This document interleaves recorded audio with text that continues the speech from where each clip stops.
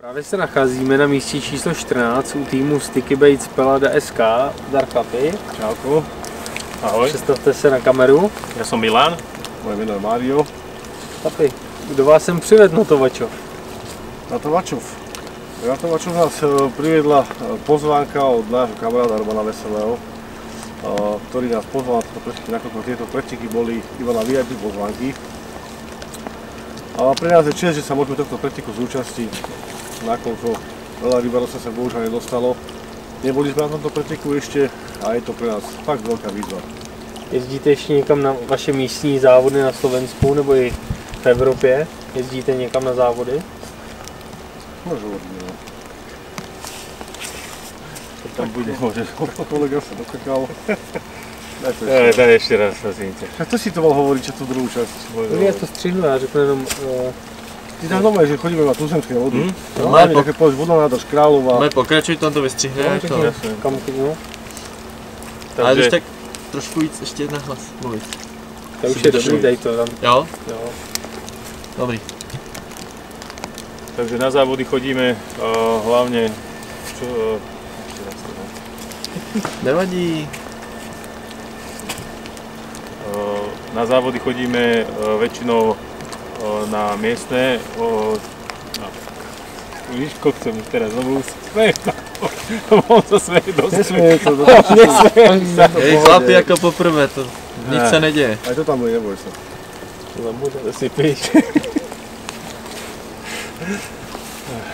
Jaká bola otázka? Jestli jezdíte ještě někam na závody u vás, na Slovensku nebo i po Evropě. Tuzemské vody Královu.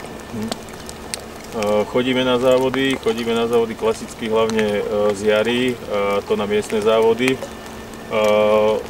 našej miestnej organizácii a čo sa týka závodov takých, ktorý pozná skoro každý Slovák, tak sú to pre kaprárov nie až tak zaujímavé závody z hľadiska organizácie, z hľadiska preteku, ale z hľadiska cien, a to sú preteky v Hornom Čepení, kde vždy ako prvá cena bola buď auto, alebo posledné 2 roky sú to peniaze, hotovosť 10 000 eur, a my s Majom sme vlastne zatiaľ jediní na výsledku výhercov, ktorým sa nám podarilo vyhrať tieto preteky po 2-krát každému.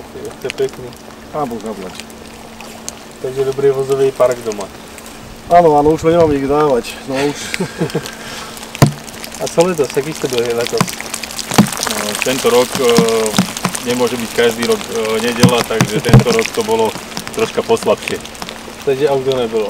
Auto nebolo, každé preteky sú o tom štestí a tom vylosovanom mieste.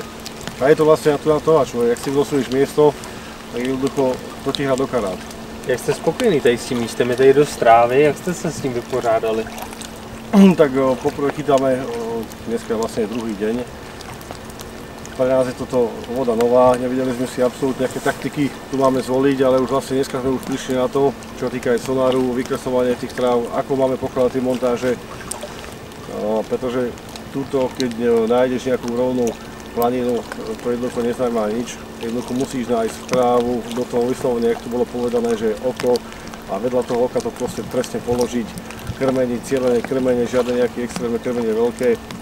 Lebo je tu samozrejme, je tu momentálne aj veľa pretekárov, voda je plná, a ďalšia vec, že je tu veľa silónov a tá jednoducho tá ryba je opatrná. Co jste si sebou vzali za nástroje a návnady? Tak nakoľko sme distribútorom anglickej značky Sticky Baits, tak samozrejme chytáme produkty tejto firmy.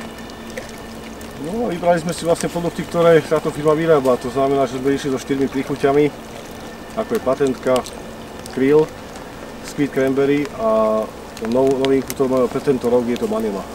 Můžeš nám tu Manilu trošku představit? Ešte Manila je to vlastne postavená zmes na mliečných proteínoch. Je tam špeciálny arašidový proteín, ktorý si dovážajú niekde zo zahraničia, a použiť si nejaký z Madagaskaru lanetový extrakt.